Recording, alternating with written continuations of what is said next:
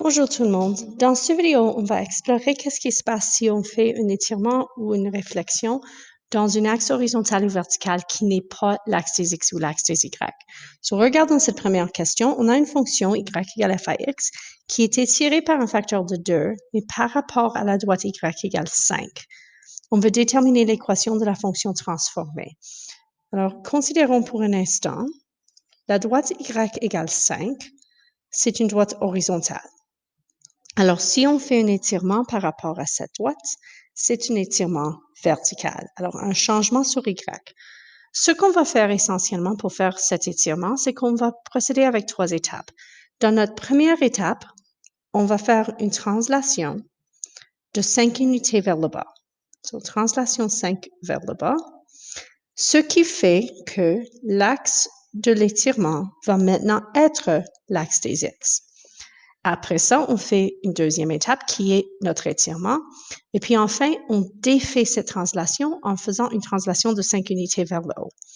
Alors, pour faire un étirement par rapport à une droite comme y égale 5, on fait une translation verticale, un étirement, une translation verticale. Quand je fais cette translation verticale de 5 vers le bas, je remplace y avec y plus 5, pardon. Donc, ça devient y plus 5 égale f à x. Ce que je vais écrire comme y égale f à x moins 5. Évidemment, vous pourrez sauter directement à cette étape. Pour la deuxième étape, je fais mon étirement.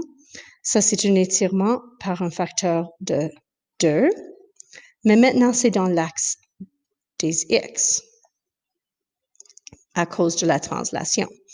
Je remplace y par y sur 2. Et ça devient donc y sur 2 égale f à x moins 5. Attention quand j'isole y. Alors, dans ce cas, je conseille que vous ne sautez pas l'étape juste pour mettre un 2 devant le f à x, parce que quand j'isole y, ça devient f à x moins 10 maintenant. Et puis, la dernière étape, c'est que je défais ma translation. Alors maintenant, je remets l'axe à y égale 5. J'ai une translation de 5 vers le haut. C'est-à-dire, je remplace y par y moins 5. Alors, on a y moins 5 égale f à x moins 10. Pardon, j'ai oublié d'écrire le 2. 2 fois f à x moins 10.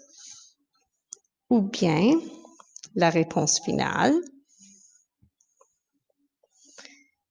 y égale 2f à x moins 5. Alors, dans ce cas, faire un étirement par un facteur de 2 par rapport à la droite y égale 5 est équivalente à faire un étirement par un facteur de 2 par rapport à l'axe des x, suivi d'une translation 5 vers le bas. On va faire plus ou moins la même chose avec un étirement horizontal, mais dans ce cas, on va travailler avec une fonction particulière. On a un étirement par un facteur d'un tiers et une réflexion dans une droite verticale. Sur l'étirement et la réflexion, sont tous les deux par rapport à la même axe, mais cet axe ici, c'est une droite verticale. Alors, il s'agit d'une transformation horizontale. Alors, on va faire des transformations sur X et on va faire exactement le même processus qu'on a fait avec l'exemple précédent. On fait d'abord une translation qui va mettre cet axe sur l'axe des Y. Dans ce cas, pour mettre x égale négatif 1 sur l'axe des Y, on fait une translation de une unité à droite. Un remplacement de x par x moins 1. Dans cette équation particulière, c'est que f à x égale 5 fois la valeur absolue de x moins 1 plus 1 moins 2. Je simplifie avant de procéder à la prochaine étape. F à x égale 5 fois la valeur absolue de x tout seul, moins 2. Deuxième étape, je vais faire mon étirement et réflexion en même temps.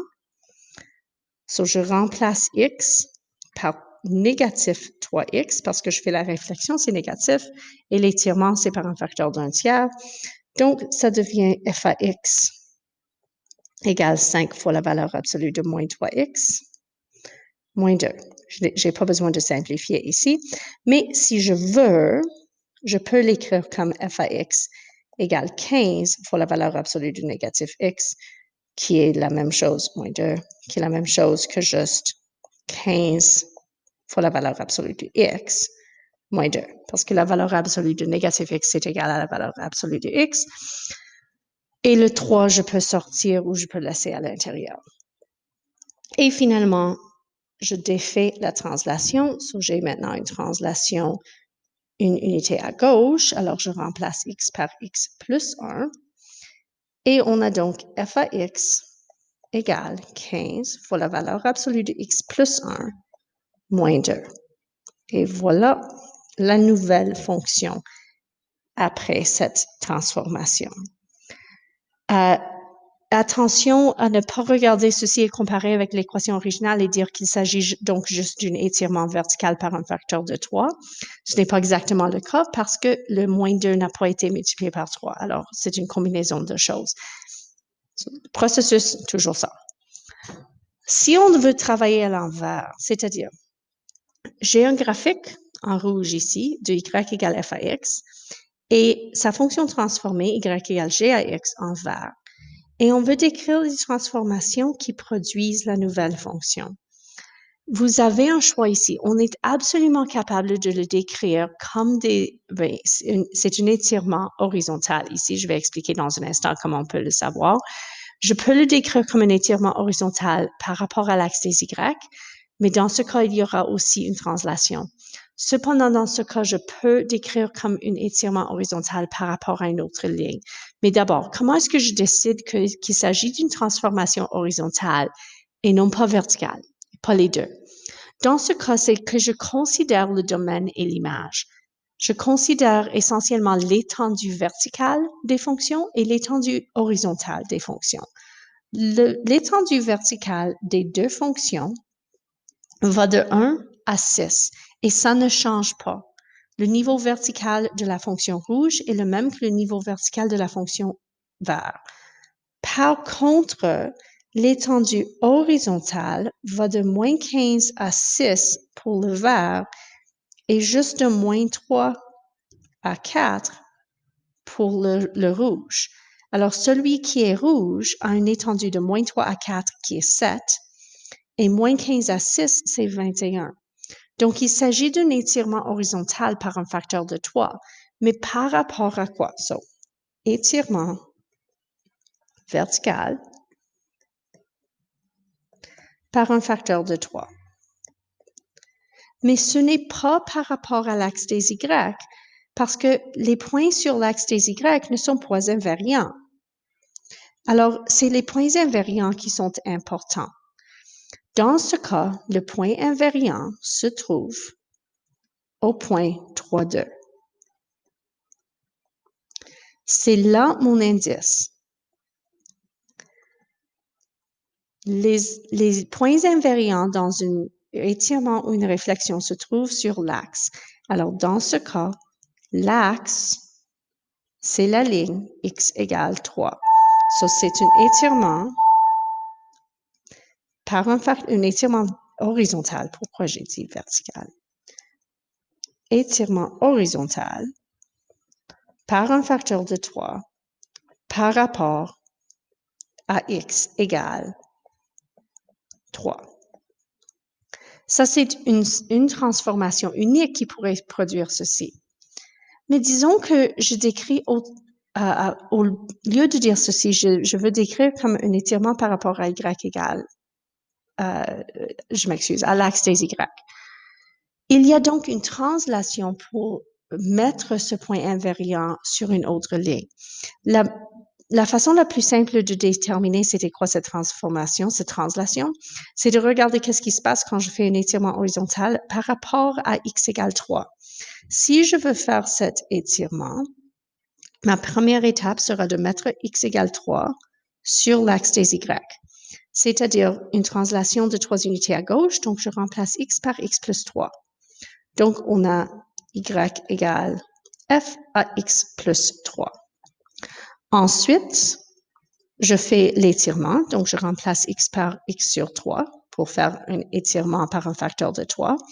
Et on a donc y égale f à x sur 3 plus 3.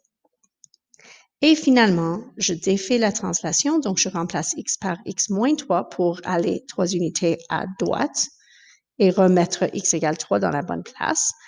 Donc, on a y égale fa, x moins 3 divisé par 3 plus 3. Ça, c'est pas la forme normale de ces choses. Alors, je vais factoriser le tiers. Alors, on a y égale fa 1 tiers fois x moins 3 plus 9, parce que 3 divisé par 1 tiers, c'est 9, qui est plus simplement 1 tiers fois x plus 6. Alors, pour produire cette même transformation, on pourrait décrire comme étant un étirement par un facteur de 3 sur l'axe des y, suivi d'une translation de 6 unités à gauche. Ça va produire le même résultat.